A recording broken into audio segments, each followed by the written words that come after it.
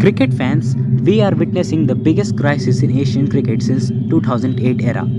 The 2026 T20 World Cup is just 30 days away, but one of the main team has just said we are not coming.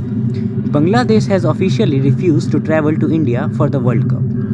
Is the tournament falling apart? Or is this the start of a permanent cricket war between India and Bangladesh? Let's break down the madness. It all started 48 hours ago when the BCCI gave a shocking order to KKR. Despite buying Mustafizur Rahman for a massive 9.2 crore rupees in the auction, KKR was told to release him immediately.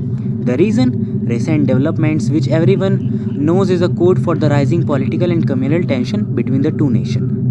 Bangladesh didn't just stay quiet. They are irritated by the banning the IPL broadcast across their entire country. No IPL on TV, no Mustafizur on field. The bridge between the two boards hasn't just cracked, it has collapsed. But here is the real bombshell. The Bangladesh Cricket Board has told the ICC that if India cannot guarantee the safety of one player in the IPL, how can they guarantee the safety of the entire national team? Bangladesh was scheduled to play 3 high voltage games in Kolkata and 1 in Mumbai. Now they are demanding a hybrid model just like Pakistan did. They want all their matches moved to Sri Lanka. But with the tournament starting on February 7th, the ICC is in a total panic. Changing hotels, tickets, and broadcast setups in 30 days is a logistical nightmare. So, what happened if the ICC says no to the hybrid model?